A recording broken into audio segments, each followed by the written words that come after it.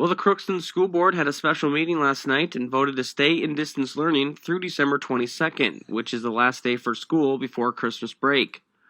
The board heard from Polk County Public Health Director Sarah Reese. She told the board that from November 26th to December 2nd, there have been 333 new cases in Polk County. 4 people are hospitalized, 8 are in the ICU, and a few additional deaths.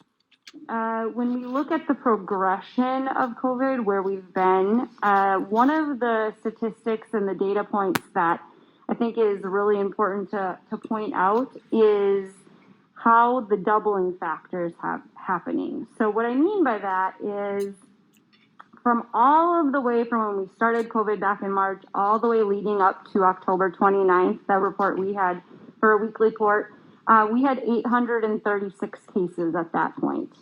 And since then, our cases have tripled for our county. And so a tripling effect of cases in a population perspective is concerning. And so we're now at 2,715 cases. Polk County has been doing a lot of testing, and the positive case rate is at 7.3%, up from about 5% last week, and Reese said that is concerning. Those numbers are going up. There are certainly counties that are at 10% or nearing that. But when we look at it as a whole, when it gets to 5% positivity, that's where we kind of raise our eyebrows from a public health perspective. Now, having said all of that, I think there's so many more factors that need to be considered when we look at what's going on in a school setting, because the data that's available to me is across all demographics for our whole county. And so then we essentially need to bring our scope closer to home and look in the school district and identify, what does transmission look like in the school district? What does it look like for the number of individuals who have been in school during their infectious period? And so given the high rates of transmission, certainly the data suggests being in a distance learning model. Dave Davidson made the motion to go distance learning to December 22nd. Tim Dufault seconded the motion. Mike Tice asked about the COVID numbers in the 2 elementary schools, and there have been 2 positive cases at Washington School and 7 positive cases at Highland School. Tice said he has huge reservations about not having the elementary students in school. Board Chair Frank Fee agreed and said he was ready to go in-person learning in the elementary schools, but changed his mind when he got the latest numbers for Crookston and Polk County. The board voted 4-1 to stay distance learning through December 22nd, which would be the last day of instruction before Christmas break. Frank Fee, Dave Davidson, Adrienne Winger, and Tim Dufault voted yes, while Mike Tice voted no. Superintendent Olson said this was not easy. Absolutely not the way that I wanted to go.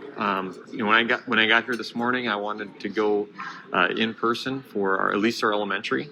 That's been my focus all along. That has been my goal. But after reviewing some of the data and the numbers and where we're at with this whole pandemic locally, I just could not bring myself to make a recommendation other than distance learning extending through Christmas break. It was a difficult decision, and I will say that that's probably one of the more tough decisions I've had to make actually in Crookston, because I believe so strongly in in-person instruction and that is best for kids.